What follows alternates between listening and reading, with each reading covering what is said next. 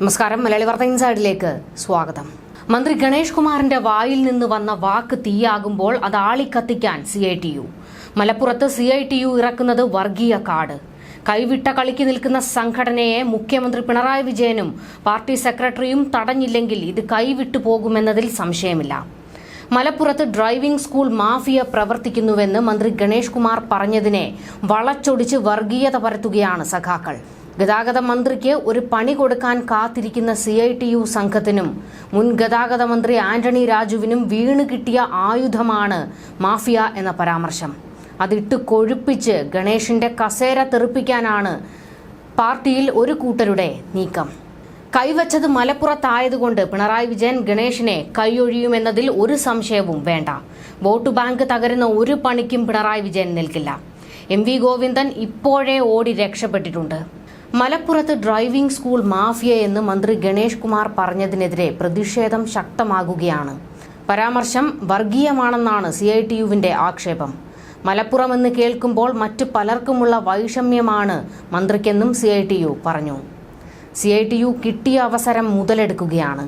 ഗതാഗത വകുപ്പിൽ ഗണേഷ് വന്നതോടെ ഏറ്റവും കൂടുതൽ പണി കിട്ടിയിരിക്കുന്നത് CITUവിനാണ്. ഇവരുടെ കൈകടത്തൽ ഒന്നും നടക്കുന്നില്ല. KSRTCയിലേക്ക് ഒരു മൊട്ടുസൂചി വാങ്ങിയാൽ പോലും അതിന്റെ കണക്ക് മേശപ്പുറത്തെത്തണമെന്ന് ഗണേഷിന് നിർബന്ധമാണ്.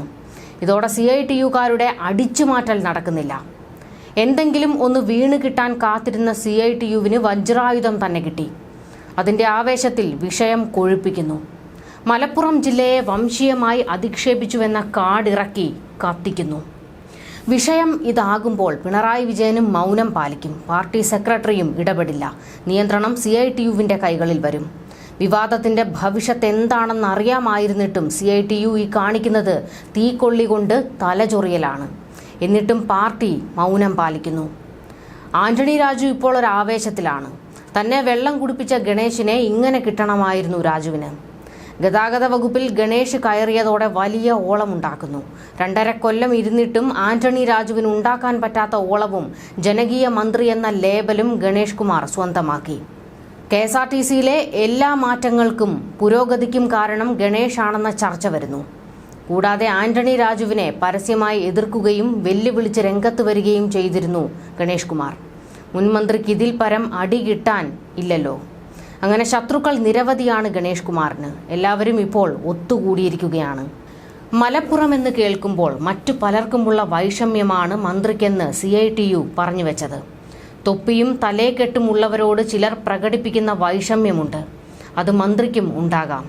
ഡ്രൈവിംഗ് ടെസ്റ്റ് പരിഷ്കരണത്തിനെതിരെ സംസ്ഥാനത്തുടനീളം പ്രതിഷേധമുണ്ട്. അതിൽ മലപ്പുറത്തെ മാത്രം എന്തിനാണ് അധിക്ഷേപിക്കുന്നത്? മന്ത്രിയുടെ പ്രസ്താവനയ്ക്കെതിരെ ശക്തമായി പ്രതിഷേധിക്കും. CITUവാണ് പ്രതിഷേധിക്കുന്നത്, അല്ലാതെ മാഫിയ സംഘമല്ല. മന്ത്രിക്ക് വേറെ ഉദ്ദേശങ്ങൾ ഉണ്ടാകും. ഡ്രൈവിംഗ് സ്കൂൾ വർക്കേഴ്സ് യൂണിയൻ ജില്ലാ സെക്രട്ടറി അബ്ദുൽ ഗഫൂർ ഇത്തരത്തിലാണ് ആരോപിച്ചത്. സംസ്ഥാനത്ത് ഡ്രൈവിംഗ് ടെസ്റ്റ് പരിഷ്കരണത്തിനെതിരായ പ്രതിഷേധങ്ങൾക്ക് പിന്നിൽ ഡ്രൈവിംഗ് സ്കൂൾ മാഫിയ സംഘങ്ങളാണ്. ഇത്തരം സംഘങ്ങൾ മലപ്പുറത്തുണ്ട്. ഇവർക്ക് കൂട്ടായി ഉദ്യോഗസ്ഥരുമുണ്ട്. നേരത്തെ ഈ ഉദ്യോഗസ്ഥർ വൻതോതിൽ പണം വെട്ടിച്ചു. അഴിമതി കാണിക്കുന്ന ഉദ്യോഗസ്ഥർക്കെതിരെ കർശന നടപടി തുടരും.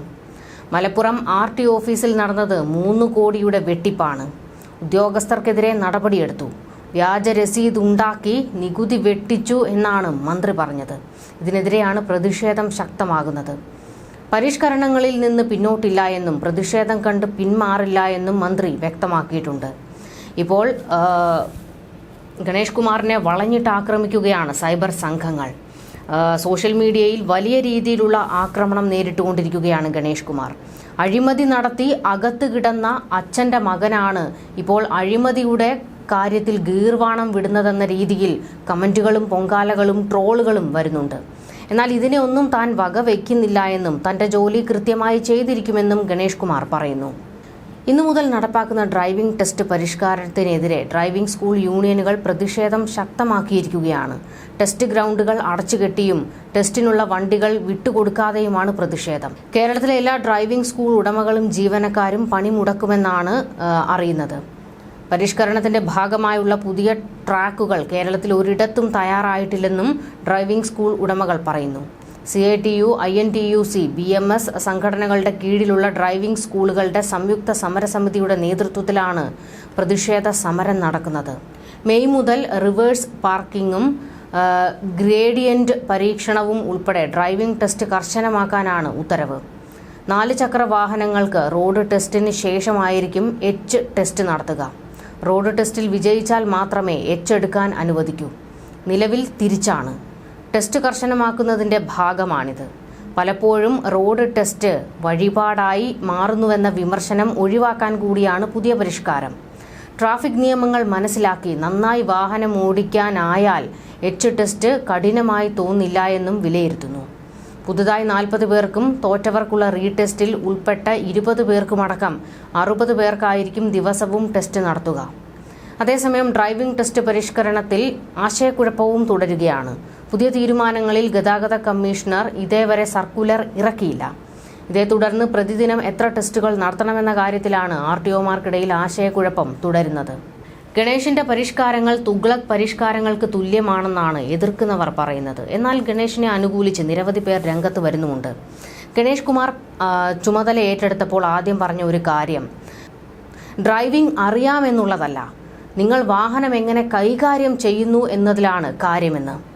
അതായത് കൃത്യമായി പാർക്ക് ചെയ്യുന്നുണ്ടോ, അങ്ങനെ പാർക്ക് ചെയ്യാനുള്ളൊരു കഴിവ് നിങ്ങൾക്കുണ്ടോ തുടങ്ങിയ എല്ലാ കാര്യങ്ങളും നോക്കി ഒരാൾക്ക് ലൈസൻസ് കൊടുക്കണമെന്നാണ് ഗണേഷ് കുമാറിന്റെ വാദം. എന്നാൽ അങ്ങനെ നോക്കി കൊടുക്കാനാണെങ്കിൽ എത്ര പേർക്ക് കൊടുക്കാനാകുമെന്ന ചോദ്യമാണ് വരുന്നത്. പിന്നെ ഡ്രൈവിംഗ് ടെസ്റ്റ് ഒരു വഴിപാടായി നടത്തണമെന്നാണോ എന്നാണ് ഗണേഷിനെ അനുകൂലിക്കുന്നവർ ചോദിക്കുന്നത്. കേരളത്തിൽ ഏറ്റവും കൂടുതൽ റോഡ് അപകടങ്ങൾ ഉണ്ടാകുന്നത് അശ്രദ്ധമായ വാഹനം ഓടിക്കൽ കൊണ്ട് തന്നെയാണ്. ഇത്തരത്തിലുള്ള അപകടങ്ങൾ ഒഴിവാക്കാൻ കൃത്യമായ ഗൈഡൻസ് ലഭിച്ചാൽ ഒഴിവാക്കാൻ കഴിയുമെന്ന് ഗണേഷ് കുമാർ വാദിക്കുന്നു. ഇത്തരത്തിലുള്ള അപകടങ്ങൾ ഒഴിവാക്കുക മാത്രമല്ല, ഡ്രൈവിംഗ് നമുക്ക് എങ്ങനെ സ്വായത്തമാക്കാം, നമ്മൾ എങ്ങനെ കൈകാര്യം ചെയ്യുന്നു, റോഡ് നമ്മൾ എങ്ങനെ ഉപയോഗിക്കുന്നു, ഇതെല്ലാം പ്രധാനപ്പെട്ടതാണ്.